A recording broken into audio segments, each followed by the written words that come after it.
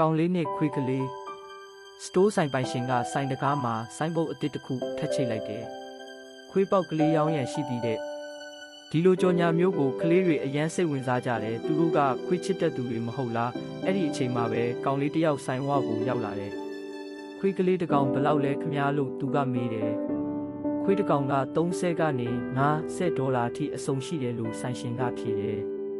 ကောင်လေးကသူ့အိတ်ထဲကနေအကြွေလေးတွေထုတ်လိုက်တယ်ကျွန်တော်မှာ$နဲ့38စင်ပဲရှိတယ်ခွေးလေးတွေကိုကျွန်တော်ကြည့်လို့ရမလားခင်ဗျာ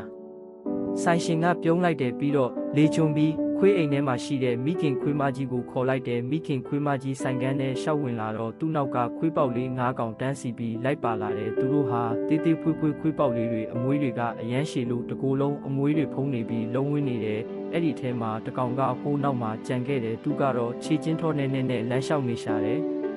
ကောင်လေးကဒီဟာလေးမြင်တာနဲ့ချက်ချင်းစိတ်ဝင်စားသွားတယ်ဒီခွေးလေးကျွန်တော်ဝယ်ချင်တယ်ခင်ဗျားလို့သူကပြောတယ်ဟာဒါမဝယ်ပါနဲ့ကွာမင်းတကယ်လိုချင်ရင်ငါပေးပါမယ်ဒီစကားကိုကြားတော့ကောင်လေးမျက်နှာပြတ်သွားတယ်မယုံကြည်နိုင်တဲ့အမူအရာနဲ့ဆိုင်ရှင်ကြီးကိုမောကြည့်ပြီးပြန်ပြောလိုက်တယ်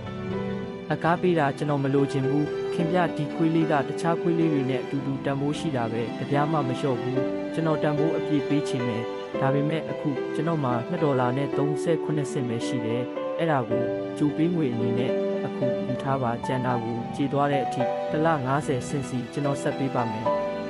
ဒါပေမဲ့စတိုးဆိုင်ရှင်ကအရှုံးမပေးဘူး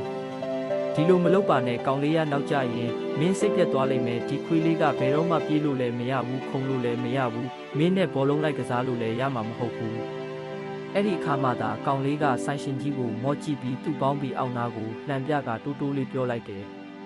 ကျွန်တော်လည်းတိတ်ကောင်းကောင်းမလျှောက်နိုင်ဘူးခင်ဗျာကျွန်တော်ပိုလီယိုဖြစ်နေလို့ပါ